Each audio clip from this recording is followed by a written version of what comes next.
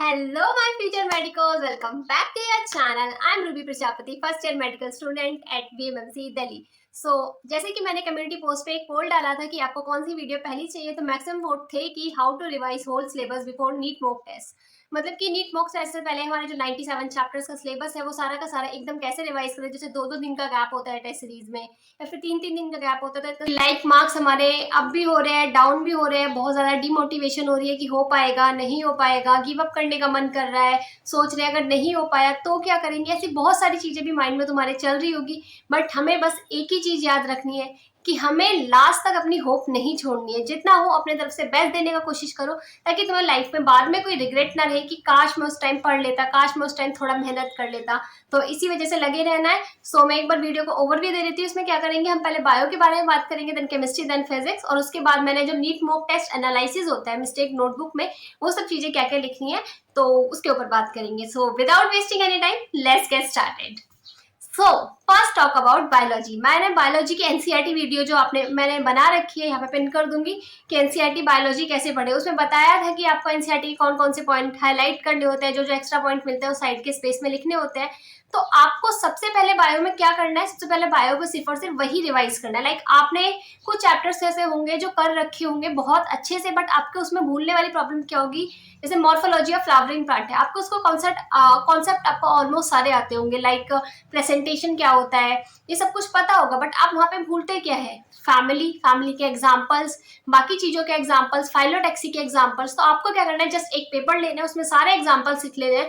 फिर आपको एनसीईआरटी का वो चैप्टर रिवाइज करने की बजाय सिर्फ और सिर्फ वो पेज जो है वो रिवाइज करने का, क्योंकि कहीं ना कहीं आपको कॉन्सेप्ट क्लियर है, आपको फाइलोटैक्सी पता है, आपको प्रेजेंटेशन पता है क्या होता है, फैमिली का पता है, कुछ सिंबल्स है उनका मीनिंग आपको पता है, जो फैमिली के जो फॉर्मूले होते हैं उसमें जो सिंबल यूज करते हैं उसका मीनिंग आपको पता है। तो कहीं ना कहीं बस आपको वो जो लर्निंग वाली चीज है वो लिख के रख लेनी है।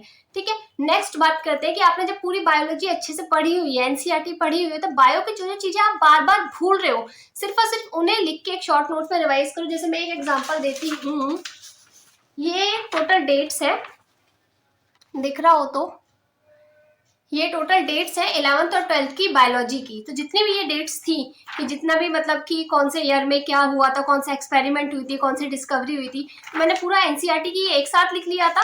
तो आपको ये चीज ऐसे करके रखना है, मतलब आपको क्या करना है, आपको एनसीईआरटी का पूरा निचोड़ निकालना है। और ये मैंने जो शॉर्ट नोट्स बनाए थे, कैसे बनाए थे, इसके ऊपर मैंने एनसीईआरटी बायोलॉजी निचोड़ जो शॉर्ट नोट्स कैसे बनाए उसके ऊपर वीडियो डाल रखी है, आप यहाँ पे देख सकते हैं। जैसे मैंने जो चैप्टर है एनिमल किंगडम, वो एक एक किंगडम तुम पढ़ने बैठोगे तो बोरिंग लगेगा, काफी ज्यादा लगेगा कि यार इंटरेस्ट नहीं आ रहा। तो आप क्या कर सकते हैं, टेबल्स ही बना रखो, जो डिफरेंस है ना उसके बेसिस पे उसे याद करने की कोशिश कर सकते हो कि इसमें ये चीज पाई जाती है, इसमें ये चीज नहीं मिलती है। तो ऐसे करके आप क्या कर सकते हो, डिफरेंस बना के, जैसे मैंने ये पूरा चार्ट बना रखा है लाइक दिस, पास से देखने पे ये कुछ ऐसा दिखेगा। ठीक है, और मैं इसकी बैक साइड भी दिखा देती हूँ। तो ये मैंने ऐसे टेबल करके जो है चार्ट बनाने की कोशिश करी थी, और तो मैंने एक पूरी फाइल बना रखी थी जो भी बायो के सारे थे।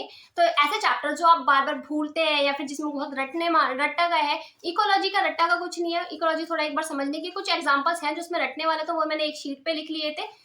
तो मैंने वो क्या करा, इकोलॉजी मैंने एनसीईआरटी से पढ़ी। स्टार्टिंग के जो 12th की केमिस्ट्री के चैप्टर्स हैं, फर्स्ट जो यूनिट है पूरी, वो मैंने पूरा ऐसे ही 2-3 पेजेस में शॉर्ट नोट्स में जो जो चीज भूल रही थी, जो एग्जांपल्स दे रखे हैं, लाइक रिप्रोडक्शन वाले चैप्टर से, रिप्रोडक्टिव हेल्थ वाले से, जो भी चीज भूलने वाली थी वो मैंने उसमें लिख ली थी कि हाँ मेरा मतलब फाइनली मैंने एनसीईआरटी का पूरा निचोड़ निकाल के उसमें रख लिया था। तो आप भी ऐसे ही कर सकते हैं। और जो एनिमल किंगडम के एग्जाम्पल्स है, निमोनिक से याद कर सकते हैं। तो इससे आपको बहुत ज्यादा हेल्प हो जाएगी। आपको पूरा एनसीईआरटी का एक तरीके से जूस निकाल के आपको अपने क्रिस्प फॉर्म में आपको 2-3 शीट में कन्वर्ट करना है। ये मेरी आपको यकीन नहीं होगी कि पूरा 11th और 12th की बायोलॉजी मिला के सिर्फ और सिर्फ ये आगे की शीट एंड ये पीछे की शीट इसमें कवर है। इसे मैंने नाम दे रखा है एनसीईआरटी निचोड़ करके फुल, और ये मैंने अपने टेलीग्राम चैनल पे भी अपलोड कर रखी है, आप वहां से भी देख सकते हैं। तो आपको भी अपनी एक ऐसे बना के रख लेनी है। जब आप पूरा एनसीईआरटी अच्छे से 2-3 बार रिवाइज कर लो, तो आपको सिर्फ एंड के टाइम पे ये चीजें बना के रखनी है कि जो ऑलमोस्ट जो समझने वाला पार्ट था वो आप सबको आता है, बस जो लर्निंग वाला है, जो पॉइंट्स मिसिंग होते हैं, जो हम बार बार भूल जाते हैं, आपको वो चीज करनी है। तो आपको ये उसमें ये चीज सब चीजें बना के लिख लेनी है। ऑलमोस्ट मुझे लग रहा है सबने बना के लिख ही रखी होगी। तो आपको सिर्फ और सिर्फ आपको जब मॉक टेस्ट देना हो फुल सिलेबस, तो आपको सिर्फ और सिर्फ ये रिवाइज करके जाना है, और अपनी जो जो एनालिसिस वाली कॉपी होती है, जो मिस्टेक नोटबुक वाली कॉपी होती है, उसमें आपने जो जो मिस्टेक्स कर रखी होती है आपको वो रिवाइज करके जानी होती है। तो मैंने बायोलॉजी में आपको क्या बताया है कि जैसे डेट्स वगैरह हो गई, जो ईयर्स वगैरह हो गए, डिस्कवरी वगैरह हो गई, वो सब आपको एक साथ लिख देनी है एक्सपेरिमेंट वगैरह के लिए। ऐसे आपको एक एनसीईआरटी निचोड़ बना लेनी है, हर चैप्टर का जो भी आपको इंपॉर्टेंट मिल रहा है सारा कुछ लिख के, जो आप भूल रहे हो मैक्सिमम जो आपने गलतियां करी है, क्योंकि आपने अभी माइनर टेस्ट दिए होंगे, माइनर टेस्ट में आपकी जो जो मिस्टेक्स हुई है, जहाँ आप मैक्सिमम मिस्टेक करते हैं, जो जो चीजें मैक्सिमम भूलते हैं, वो सब आपको इसमें लिखनी है और बाद में सिर्फ और सिर्फ यही रिवाइज करनी होती है। और बीच में जब आपने मॉक टेस्ट दिया उसके बाद जो आपकी गलतियां निकली कि हाँ मैंने ये चीजें गलतियां करी, वो आपको मिस्टेक नोटबुक में लिखनी है और फिर पर्टिकुलर जो गलतियां करी हैं उस टॉपिक को आपको डिटेल में एनसीईआरटी से और अपने जो फुल नोट्स हैं उनसे पढ़ना है। ठीक है, ये हो गया ऑल अबाउट बायोलॉजी। नेक्स्ट बात करेंगे ऑल अबाउट केमिस्ट्री करके, उसमें मैं तीनों को अलग अलग करके बता। केमिस्ट्री में पहले बात कर लेते हैं फिजिकल केमिस्ट्री में। फिजिकल केमिस्ट्री में कहीं ना कहीं हम क्या भूलते हैं, फॉर्मूला भूलते हैं, और जो हमने माइनर टेस्ट दिए होंगे उस सब में अपने जो मिस्टेक्स लिख रखी होंगी वो मिस्टेक नोटबुक में लिख रखी होंगी, तो वो आपको एक आइडिया लग गया होगा कि आप मैक्सिमम चीजें क्या भूल रहे हैं। तो जैसे मैंने ये फिजिकल केमिस्ट्री का पूरा सिर्फ और सिर्फ ये 3 शीट है, टोटल 11th और 12th की दोनों टोटल फिजिकल केमिस्ट्री है, मैं पास से दिखाने की कोशिश करती हूँ। मैंने ऐसे छोटे छोटे फॉर्मूले जो जो भूल रखे हैं, उसकी एप्लीकेशंस क्या है, ग्राफ क्या है, वो सब इन 2 शीट में ऐसे लिखने की कोशिश करी हुई है पूरा। ठीक है, मैं इसको टेलीग्राम पे भी डाल दूंगी, आप कहोगे तो। ऐसा आपको लेकिन अपने लिए खुद का बनाना है, ये मतलब ये मैंने अपने लिए बनाया था क्योंकि इसमें मैंने जो जो पॉइंट्स थे, जो मैं चीजें भूल रही थी वो लिखने की कोशिश करी थी। ऐसे आपको भी वो चीजें लिखनी है, सिर्फ और सिर्फ आपको यहाँ पे फॉर्मूला लिखने हैं, और वो फॉर्मूला बहुत कहाँ पे वर्ड है, मतलब कीवर्ड्स की फॉर्म में लिखने की कोशिश करनी है, आपको प्योर थ्योरी पॉइंट में वो चीज नहीं लिखनी। तो फिर जब भी आपको फिजिकल केमिस्ट्री रिवाइज करनी है, जस्ट ये फॉर्मूला शीट रिवाइज करो, उसके बाद आपको क्या करना है, फटाफट से अपना टेस्ट देना है। फिर टेस्ट के बाद आपको अगर फिजिकल केमिस्ट्री का कोई क्वेश्चन गलत होता है तो आपको पहले क्या करना है, अपना जो फुल नोट्स है उसमें से वो चीज देखनी है कि आपसे गड़बड़ क्या हुई है क्या नहीं हुई है, और फिर इस गड़बड़ को आपको मिस्टेक नोटबुक में लिख लेना है। तो ऐसे क्या होगा, सिर्फ और सिर्फ आपके एंड टाइम पे क्या होगा, ये फॉर्मूला शीट्स और मिस्टेक नोटबुक ही रिवाइज करने को रह जाएगी। तो आपको जब भी नेक्स्ट मॉक टेस्ट होगा सेम आपको ये चीज करनी है कि आपको यही केमिस्ट्री की फॉर्मूला शीट्स पढ़नी है, और क्या कहते हैं जो अपने मिस्टेक नोटबुक में जो भी गड़बड़ लिख रखी थी वो रिवाइज करनी है। ये कर लिया है आपने पूरा अच्छे से, फिर आपको टेस्ट देना है। टेस्ट के बाद जो आपके बिल्कुल गड़बड़ होकर आती है आपको दोबारा से वो फुल नोट से पढ़ना है, और वो फुल नोट से जो आपको लिख के वो मिस्टेक नोटबुक पर नोट डाउन करना है कि ऐसे गलतियां हो तो मुझे ये पॉइंट दोबारा से मिस्टेक करने नहीं है, और इन सब चीजों को रेक्टिफाई करना है। तो ऐसे आपका क्या होगा, ऐसे आपको इतना सिलेबस ना पड़ती, क्योंकि आप जब भी बुक लेके बैठते हो, थ्योरी लेके बैठते हो, नोट्स लेके बैठते हो, तो लगता है यार ये तो 20-25 पन्ने हैं, कैसे ही कर पाऊंगा, और हम उसे पन्ने पलटते रह जाता है, पूरा दिन चला जाता है और हमारा एक चैप्टर भी रिवाइज नहीं हो पाता, क्योंकि हमें लगता है कहीं ना कहीं हमें आता भी होता है वो, फिर वो कॉन्फिडेंस नहीं आता। कॉन्फिडेंस आपको आएगा चैप्टर का जो भी है टेस्ट प्रैक्टिस करके, उसकी जो मिस्टेक्स है आपको पता लग जाए, तो पर्टिकुलर आपको पता लग जाता है कि हाँ मुझे पूरे चैप्टर में सब कुछ क्लियर है, बट ये ओनली ये वाला जो टॉपिक है ये मेरा क्लियर नहीं है, मुझे कहीं ना कहीं इसके टॉपिक को क्लियर करना है, मुझे कहीं ना कहीं इस टॉपिक के कॉन्सेप्ट्स को बनाना है, तो मुझे इस टॉपिक के ज्यादा क्वेश्चन प्रैक्टिस करने की जरूरत है। इससे आपको स्टडी बोरिंग भी नहीं लगेगी, और जो आपकी रिवीजन होगी वो इफेक्टिव वे में होगी, और आपको कम टाइम लगेगा सारा सिलेबस रिवाइज करने में। नेक्स्ट बात करते हैं ऑर्गेनिक केमिस्ट्री की। तो ऑर्गेनिक केमिस्ट्री में जो नेमिंग वाला चार्ट था कि सारी नेमिंग रिएक्शंस है, आपको मैंने वो डाल रखा है टेलीग्राम पे, मुझे लग रहा है आपने भी वो बना रखा होगा, क्योंकि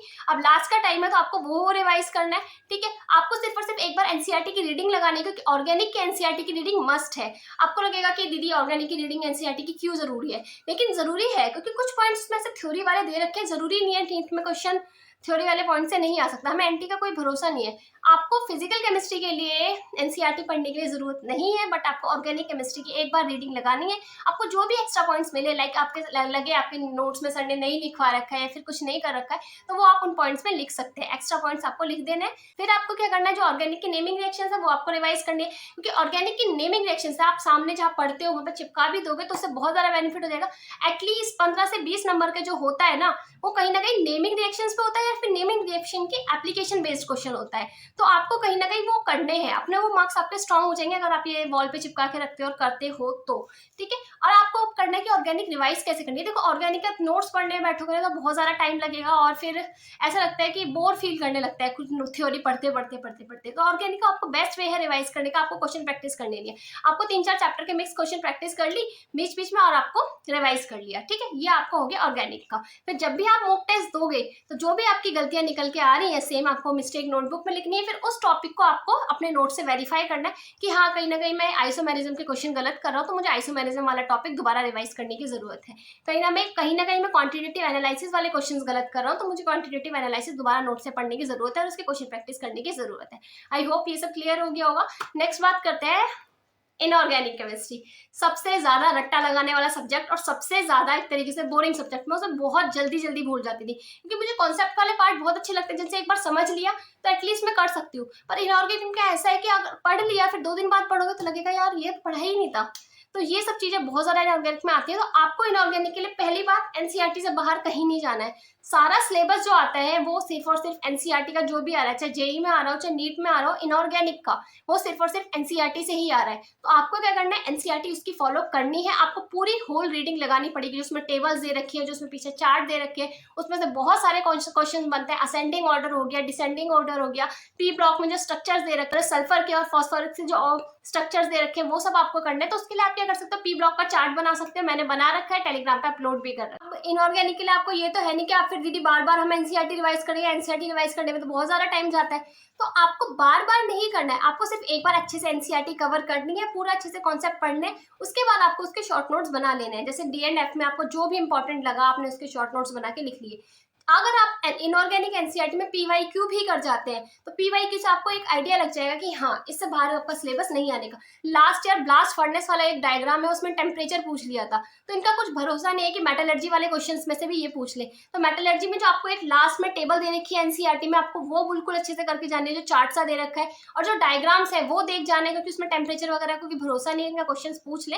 और पीछे एक समरी करके दे रखा है, एटलीस्ट वो तो आपको जरूर पढ़ के जानी है इनऑर्गेनिक की। ठीक है, ये मेन हो गया। अब ऐसे तो कुछ चैप्टर्स हो गए। पॉलीमर, पॉलीमर मुझे पता है इनऑर्गेनिक में नहीं आता, ऑर्गेनिक में आता है, मैं भूल गई। पॉलीमर का एक चार्ट लंबा सा बना लो, उस टेबल को सामने चिपका दो, कोई जरूरत नहीं है उसे पढ़ने की। आप देखोगे ना, आपको देखते ही वो मतलब एकदम ऐसे आते जाते देखोगे ना, उसी से रिवाइज हो जाएगा। तो मैंने इनऑर्गेनिक को क्या करा, इनऑर्गेनिक के लिए पहले मैंने पूरा एनसीईआरटी से अच्छे से करा था, फिर मैंने उसके शॉर्ट नोट्स बना लिए थे। फिर एंड टाइम में मैंने वो इनऑर्गेनिक नहीं एनसीईआरटी से नहीं करी, क्योंकि मुझे पता है मैंने एनसीईआरटी से पढ़ के ही वो शॉर्ट नोट्स बनाए और जो जो चीजें इंपॉर्टेंट थी वो सारी इसमें इंक्लूड कर रखी है। जैसे मैंने पी ब्लॉक का बना रखा है चार्ट, आई नो पता नहीं दिखेगा कि नहीं, ये मैंने टेलीग्राम पे भी डाल रखा है। तो ऐसे ही आप भी अपना खुद का बना सकते हैं। जितने भी स्ट्रक्चर्स हैं इनऑर्गेनिक में, पी ब्लॉक में, डी एंड एफ में, सारे एक साथ लिख सकते हैं। जितनी नेमिंग रिएक्शंस थी वो मैंने एक साथ लिख रखी थी, वो मुझे अभी मिल नहीं रहा है, वरना मैं वो भी शो कर देती। तो ऐसे से करके मैंने जितने भी मैक्सिमम अपने शॉर्ट नोट्स हैं वो सारे ऐसे करके रख रखे थे। एंड टाइम पर सिर्फ और सिर्फ आपको क्या करना है, वो शॉर्ट नोट्स रिवाइज करने हैं, आपको फुल सिलेबस टेस्ट देना है और अच्छे से उसको मिस्टेक बुक में एनालिसिस करके लिखना है। ओके, बात कर लेते हैं सबसे डरावने सब्जेक्ट फिजिक्स की। बट एमआर सर से जो पढ़ते हैं उनके लिए डरावना नहीं होगा, आई नो। सो फिजिक्स के लिए लाइक देखो, तो डिपेंड करता है chapter two chapter. Like electrostatic हो गई, ग्रेविटेशन हो गई, और तो इस सब में जो भी फॉर्मूला है तो आप क्या कर सकते हो, फॉर्मूला शीट बना सकते हो। और आपने जब माइनर टेस्ट दिए हैं तो आपने फुल नोट्स रिवाइज करके ही माइनर टेस्ट दिए, तो आपको ऑलमोस्ट फुल नोट्स आते हैं। आपने जो गलतियां करी थी आपने उसके बेसिस से वो शॉर्ट नोट्स रिवाइज करे, फॉर्मूला शीट बनाई है, आपको फॉर्मूला शीट रिवाइज करनी है। एंड टाइम पे आपको फुल सिलेबस टेस्ट देने हैं। फुल सिलेबस टेस्ट में आपकी जो जो उस क्वेश्चन उस चैप्टर का अगर कोई क्वेश्चन गलत होता है आपको वो मिस्टेक नोटबुक में लिख देना है और उसके उस टॉपिक को अच्छे से आपको कहाँ पढ़ना है, फुल नोट से अच्छे से पढ़ना है। ठीक है, और जो गलतियां हैं आपने वो मिस्टेक नोटबुक में लिखनी है। तो जैसे मैंने ये बना रखी थी formula sheet, thermal properties of matter, KTG, ऐसा करके पूरा यूनिट है। तो ये मैंने बड़े वाली शीट आती है, मैंने इसमें सारा लिख रखा है A to Z। I know पता नहीं फोकस हो पाएगा कि नहीं, ऐसा करके मैंने पूरा ये शीट बना रखी थी। तो ऐसे ही करके इलेक्ट्रोस्टैटिक की भी बना रखी थी मैंने, मैग्नेटिज्म की भी बना रखी थी। आपको ऐसे खुद बनानी है। अब ये मत कहना कि दीदी आप अपलोड कर दो, क्योंकि मैं सारी नहीं अपलोड कर पाऊंगी, क्योंकि अगर मैं ना करी कराई मेहनत आपको दे दूंगी तो वो आपको कभी बेनिफिट नहीं करने वाली। आपको आपकी गलतियां नहीं पता लगने वाली, आप कौन सी चीज भूलने वाले हैं वो आपको नहीं पता लगने वाला। एक सैंपल के लिए मैं एक अपलोड कर सकती हूँ, वो शायद मैंने टेलीग्राम पे अपलोड भी कर रखी है, आप चेक कर सकते हो। तो आपको सिर्फ और सिर्फ वो फॉर्मुला शीट्स रिवाइज करनी है। आपको शॉर्ट नोट्स कैसे चैप्टर के बनाने, लाइक थ्योरी वाले चैप्टर, थोड़ा एटम एंड न्यूक्लियर है, उसमें थोड़ी थ्योरी भी है, थोड़ा फॉर्मुले भी है। तो आपको वो चैप्टर हो गया, डुअल नेचर ऑफ मैटर हो गया, सेमीकंडक्टर हो गया। आपको ऐसे चैप्टर्स रिवाइज करने शॉर्ट नोट से, क्योंकि ये ना बहुत ज्यादा स्कोरिंग चैप्टर्स हैं और इजी चैप्टर्स भी हैं। सो ओवरऑल आपको फिजिक्स में क्या करना है, शॉर्ट नोट्स रिवाइज करना है, फॉर्मुला शीट रिवाइज करनी है, फुल मॉक टेस्ट देने हैं। फुल मॉक टेस्ट में आपके जो क्वेश्चंस गलत हो रहे हैं वो मिस्टेक नोटबुक में वो गलतियों को लिखना है। उन टॉपिक को फुल डिटेल में पढ़ने के लिए आपको फुल जो नोट्स है उसमें से प्रेफर करना है और उसके ज्यादा क्वेश्चन प्रैक्टिस करनी है, ताकि आपका वो जो वीकर एरिया है ना पर्टिकुलरली वो भी स्ट्रॉन्गर में कन्वर्ट हो जाए और आपकी जो प्रिपरेशन है ना आपको बोरिंग भी ना लगे और इफेक्टिव वे में भी हो, टाइम भी कम से कम कंज्यूम हो आपका, और सारा सिलेबस आपका ऐसे कवर भी हो जाएगा। अब बात कर लेते हैं most important point mistake notebook की, कि मिस्टेक नोटबुक में क्या क्या लिखना है। पूरा क्वेश्चन लिखना है, उसका सॉल्यूशन लिखना है, फिर उसका कॉन्सेप्ट भी लिखना है क्या? तो देखो, अगर ऐसे आप करने बैठ गए ना, आपका एनालिसिस 2 घंटे से लेके 5 घंटे के बीच में कन्वर्ट हो जाएगा। आपको जो गलतियां हुई है ना, वो आपको अपनी लैंग्वेज में लिखनी है कि इस टाइप के क्वेश्चन में मुझे ये वाली गलतियां अवॉइड करनी है। वरना आपको पूरा क्वेश्चन नहीं लिखना, आपको उसका पूरा सॉल्यूशन नहीं लिखना, आपको क्रिस्प फॉर्म में क्वेश्चन और सॉल्यूशन का मिक्स करके, जो आप इसे आप बोल सकते हैं ना, कोई कॉन्सेप्ट से निचोड़ निकाल के कि हाँ, इस टाइप के क्वेश्चन को मुझे ये ऐसे अप्लाई करना है, उस फॉर्म में आप हिंदी इंग्लिश जो भी लैंग्वेज यूज करना चाहे वो यूज कर सकते हैं। फॉर्मुला लिख के उसकी एप्लीकेशन लिख सकते हैं कि ये वाला फॉर्मुला जब यूज करना है, ये मैंने ये वाली गलती कर दी थी, इसमें ये वाला फॉर्मुला जब लगा दिया था। तो आपको ऐसे करके वो एनालिसिस करना है। और लास्ट में प्रो टिप मेरी ये है कि आप अब से कुछ नया मत पढ़िएगा, क्योंकि हम सोचते हैं कि यार उसके शॉर्ट नोट्स पढ़ लेता हूँ, उसके इंस्टीट्यूट में हैंडबुक प्रोवाइड कर रखी है वो पढ़ लेता हूँ, या फिर इस वाले टेलीग्राम चैनल पे ये सारा कंटेंट है। देखो, फ्री का कंटेंट ना दुनिया भर का अवेलेबल है, आप कहीं भी पढ़ लो। पर आप लास्ट के टाइम पे जो नया नया चीजें करने लग जाते हैं ना, इसने आपको जो पूरे साल अच्छे से पढ़ा होता है, आपको वो अच्छे से रिवाइज करना होता है, आप वो भूल जाते हैं और आप लास्ट के मंथ में कुछ और ही पढ़ने लग जाते हैं। ये सबसे बड़ी गलती करते हैं। तो आपको क्या करना है, जो आपने पूरे साल अच्छे से मेंटेन करके रखा है, आपको वही चीज रिवाइज करनी है। आपको नया कुछ नहीं पढ़ना है।